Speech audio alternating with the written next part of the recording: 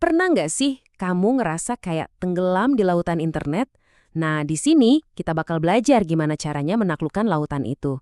Misi kita hari ini simpel aja, mengubah kamu jadi seorang detektif digital yang cerdas dan pastinya tangguh. Kita semua pasti pernah ngalamin kan? Baru buka laptop atau HP, rasanya tuh langsung diserbu gelombang informasi. Notifikasi, pesan, postingan teman, semuanya kayak teriak-teriak minta perhatian kita. Bikin pusing deh. Nah, ini dia nih masalah utamanya. Internet itu ibaratnya kayak banjir informasi. Dan di tengah semua itu, nyari informasi yang bener-bener akurat tuh rasanya kayak nyari jarum di tumpukan jerami. Susah banget. Coba dibayangin, kamu lagi dapat tugas dari sekolah terus googling. Yang keluar banyak banget artikel. Atau pas lagi santai scroll-scroll media sosial, tiba-tiba muncul berita heboh. Pertanyaannya selalu sama. Dari semua ini, mana yang fakta dan mana yang cuma omong kosong? Tapi tenang, jangan panik dulu. Ada kok caranya buat menaklukkan banjir informasi ini. Anggap aja kamu bakal dilatih jadi seorang detektif, dan kami akan kasih semua perlengkapan rahasia yang kamu butuhin buat mencahin setiap kasus di dunia maya. Oke, alat utama seorang detektif digital itu namanya literasi informasi. Ini bukan cuma soal bisa baca ya. Ini tuh kayak superpower buat nemuin, nyaring, dan make informasi dengan cerdas. Anggap aja ini adalah fondasi dari semua penyelidikan kita nanti. Kaca pembesarnya udah siap? Buku catatannya udah dibuka? Bagus! Sekarang, yuk kita langsung terjun dan mulai misi pertama kita sebagai detektif digital. Siap? Setiap detektif yang andal itu butuh peta. Nah, di dunia digital, peta kita itu ya mesin pencari kayak Google. Ini alat pertama dan paling ampuh buat nemuin petunjuk-petunjuk yang tersebar di seluruh internet. Ini pasti udah jadi kegiatan sehari-hari kamu kan? Ketik beberapa kata, tekan enter, dan wush! Dalam sekejap jutaan hasil muncul. Pernah kepikiran nggak sih gimana caranya semua ini bisa terjadi secepat kilat? Apa rahasia di baliknya? Ini bukan sihir, tapi teknologi yang super canggih. Jadi gini, pertama, ada bot yang namanya crawlers. Mereka ini menjelajahi internet tanpa henti, kayak laba-laba super di jaring raksasa. Kedua, semua yang mereka temuin diatur dalam sebuah katalog digital super besar yang disebut indeks.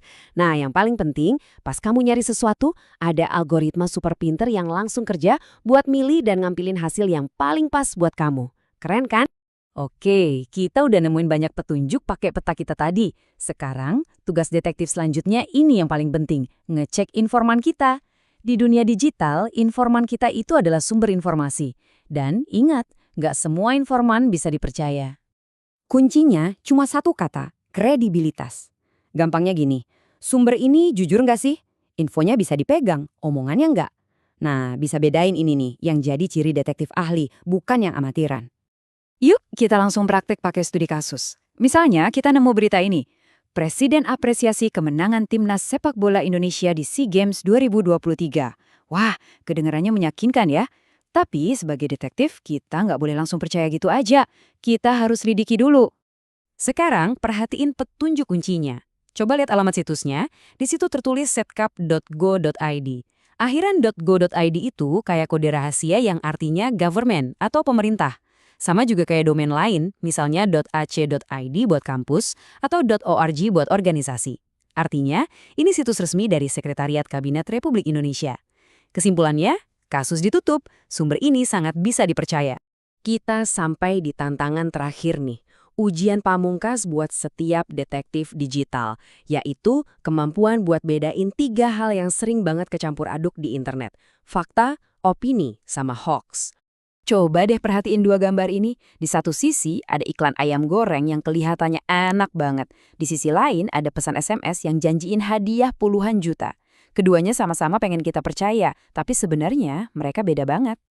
Yuk kita pikirin bareng-bareng, apa sih bedanya iklan ayam goreng yang bilang lebih kriuk sama SMS yang bilang kamu menang hadiah? Kan dua-duanya sama-sama mau meyakinkan kita, bener gak? Nah, ini dia bedanya. Fakta itu sesuatu yang bisa dibuktikan. Contohnya, air mendidih pada 100 derajat Celcius. Itu mutlak. Kalau opini, itu pendapat pribadi kayak, menurutku ayam goreng ini enak banget. Mungkin menurut orang lain biasa aja. Nah, kalau hoax, ini nih yang bahaya. Ini kebohongan yang sengaja dibuat buat nipu. Persis kayak pesan hadiah tadi. Jadi, ingat baik-baik ya kuncinya. Fakta itu bisa dibuktikan. Opini itu soal selera atau pendapat. Dan hoax itu murni kebohongan yang sengaja dibikin buat ngejebak kita. Sesimpel itu. Dan kamu berhasil. Pelatihan dasarnya udah selesai dan sekarang kamu resmi jadi seorang detektif digital. Kamu udah punya peta, udah tahu cara ngecek informan, dan udah bisa bedain mana petunjuk asli, mana yang palsu. Selamat ya! Sebagai penutup, aku punya satu tantangan terakhir buat kamu. Sekarang, dengan semua bekal yang udah kamu punya, apa langkah pertama yang bakal kamu lakuin pas nemu informasi yang mencurigakan di internet? Coba deh pikirin, karena petualanganmu sebagai detektif digital baru aja dimulai.